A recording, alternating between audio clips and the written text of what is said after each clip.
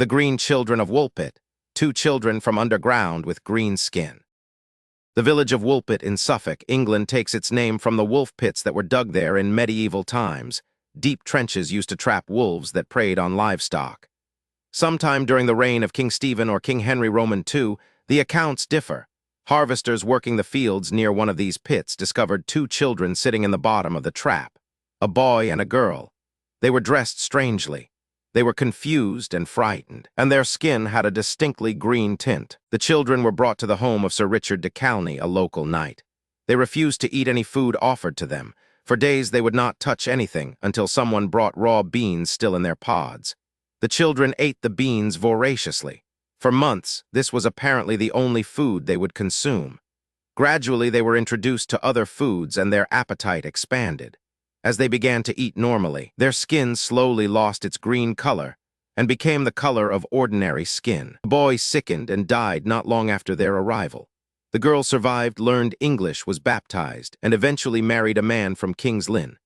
Before she died, she gave an account of where she and her brother had come from. She said they were from a land called St. Martin's Land.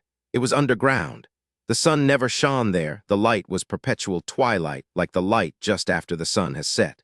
Across a wide river from their land was another country, brightly lit. She did not know how they had ended up in Suffolk. The story was recorded by two independent 12th century chroniclers, William of Newburgh and Ralph of Coggeshall. Both wrote within decades of the events. Both treated the account as fact worthy of historical record. William, who was generally skeptical of supernatural claims and said so, nonetheless recorded the Green Children because, in his words, I would have no difficulty in believing it, were it not that our own age has produced so many strange and unheard of things. Modern explanations have focused on medical causes of the green skin. The most widely cited is chlorosis, a form of iron deficiency anemia that can cause a distinctly greenish pallor of the skin. Chlorosis was once common enough to be called green sickness. If the children were malnourished and isolated, their recovery on a normal diet could explain the skin returning to a typical color.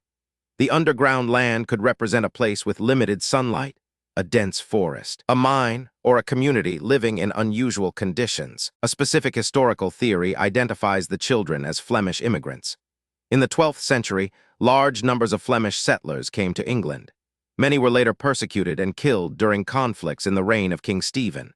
The theory proposes that two Flemish orphan children, traumatized, speaking Flemish rather than English, emerged from the forested area near Woolpit after wandering alone.